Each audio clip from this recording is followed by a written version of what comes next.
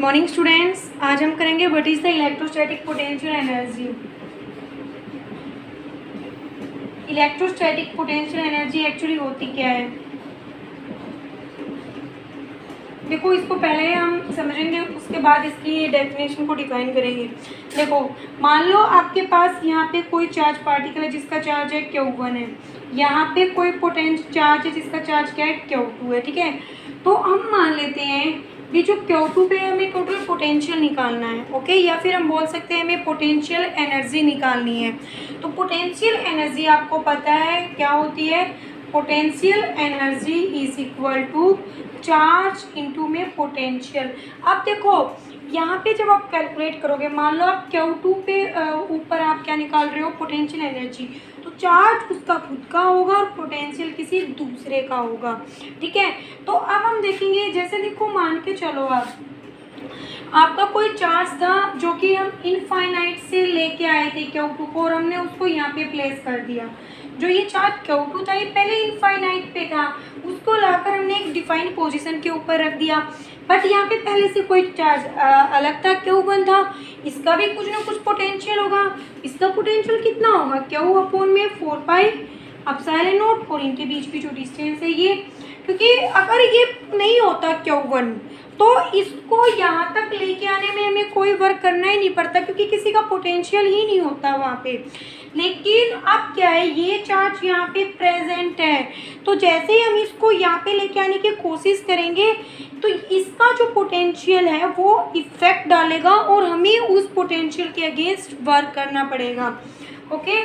तो V1 हमारे पास क्या है, Q1 अपॉन में 4 pi epsilon naught R1, where R1 is the separation between the two charge particle. तो यहाँ से पोटेंशियल एनर्जी क्या है, always store in the work done is equal to U1 Q2 as it is into में Q1 divided by में 4 pi epsilon naught R1। This is your potential energy, okay. तो उसके बाद ऐसे हम बहुत सारे नंबर सिस्टम है, उसके लिए भी हम इलेक्ट्रोस्टैटिक पोटेंशियल एनर्जी को कैलकुलेट कर सकते हैं। उसके बाद नेक्स्ट पॉइंट आता है, जब आपका कोई भी एक्सटर्नल चार्ज वहाँ पे प्लेस नहीं है, आप पोटेंशियल एनर्जी हमें कैलकुलेट करनी है when external electric field is present.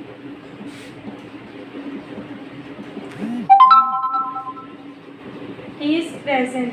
तो इस केस के अंदर आप कैसे निकालोगे, देखो जब आपको पोटेंशियल एनर्जी निकाली, बस केवल एक्सटर्नल इलेक्ट्रिक फील्ड है। अब हमें देखना है ये जो एक्सटर्नल फील्ड है ना, हमें इसके सोर्स का नहीं पता अभी कहाँ से ये आ रहा है, बट हमें इतना ज़रूर पता है, हमें चार्ज नहीं पता भी जिस चार्ज की वजह से ये फील्ड आ रहा है वो चार्ज कहाँ पे प्लेस है।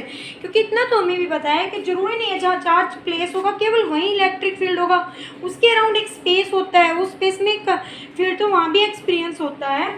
तो इलेक्ट्रिक फील्ड एक्सटर्नल है, हमें नहीं पता, इसका मैं बार बार रिपीट करूँ, चार्ज कहाँ है, बट हमें निकालनी है पोटेंशियल एनर्जी।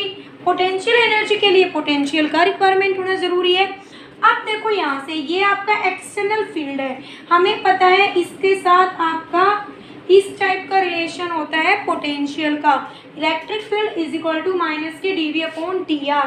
तो यहाँ से हम क्या करेंगे, माइनस के E dr is equal to dV। V आपको निकालना है तो माइनस के आपको उसको इंटीग्रेट कर दोगे, क्योंकि डेरिवेटिव इंटीग्रेशन को क्या कर देता है, कैंसिल आउट कर देता है। तो अब हमें देखो एक्सटर्नल फील्ड था ये, हमें पता चल गया भी एक एक्सटर्नल पोटेंशियल V ज़रूर प्रेजेंट होगा। तो किसी भी चार्ज पार्टिकल को, मान लो वो यहाँ पे इनफाइनाइट से पे था, जब उसको हम एक फाइनाइट पोजीशन A के ऊपर लेके आते हैं जहाँ किसका इफेक्ट था, इस पोटेंशियल का इफेक्ट था, तो वहाँ उसके ऊपर एक पोटेंशियल एनर्जी मतलब एक्स्ट्रा वर्क हमें करना पड़ेगा, और वो एक्स्ट्रा वर्क होगा Q इंटू में V। और पोटेंशियल V क्या होगा, जो केवल एक्सटर्नल सोर्स से आ रहा है, हमें नहीं पता, इसका मैं बार बार रिपीट कर रही हूँ भी कहाँ से। आप इधर ये नहीं लिख सकते V is equal to Q upon में 4 पाई एप्सिलॉन नॉट R, ये आप तब लिखते हैं जब आपको चार्ज का पता था। लेकिन अब हमें क्या, चार्ज नहीं पता, बट हमें ये पता है वहाँ पे एक्सटर्नल इलेक्ट्रिक फील्ड है, और एक्सटर्नल इलेक्ट्रिक फील्ड की वजह से जो पोटेंशियल होगा वो आपको इंटीग्रेशन की फॉर्म में लिखना होगा। होगा। ओके, अब यही हम कर रहे हैं, जैसे ये तो था केवल एक चार्ज, मान लेते हैं दो चार्ज पार्टिकल है, एक Q1 यहाँ पे इनफाइनाइट पे, Q2 है इनफाइनाइट पे लेके आए इसको, तो मैंने इसको इधर रख दिया। अब ये देखो, इसको Q1 को इनफाइनाइट से आप लेके आए थे, तो आपको कोई भी चार्ज यहाँ पे अदर देन नहीं था, तो हमें कोई भी एक्स्ट्रा वर्क करने की रिक्वायरमेंट नहीं पड़ी। लेकिन जब देखो, जैसे ही इन दोनों चार्ज को एक साथ हम एक फाइनाइट पोजीशन पे लेके आते हैं, भी जिस टाइम पे Q1 को लेके आए उसी टाइम Q2 को लेके आए, तो हमें इन दोनों के अंदर वर्क करना पड़ेगा।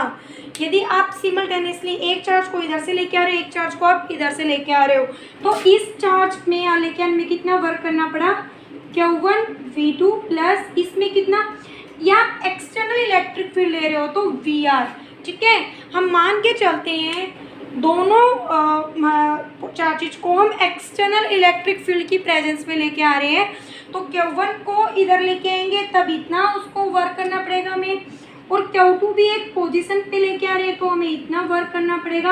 अब इन दोनों की पोजीशंस डिफाइंड हो गई A और B, तो अब इन दोनों की वजह से भी हमारा एक वर्क होगा, और वो वर्क हो जाएगा Q1 और पोटेंशियल ऑफ द V2, 1 पे निकालो या 2 पे निकालो, आप कैसे भी निकालो, तो ये हो जाएगा Q1 Q2 अपॉन में 4 pi epsilon not R। Okay, तो यहाँ पे एक तीसरी एनर्जी भी आएगी जो होगी Q1 Q2, किसकी वजह से आई, दोनों के इंट्रैक्शन की वजह से। ओके, तो अब हमें आपको ये देखना पड़ेगा भी उसने सोर्स फील्ड दे रखा है एक्सटर्नल, या कोई चार्ज पार्टिकल दे रखा है।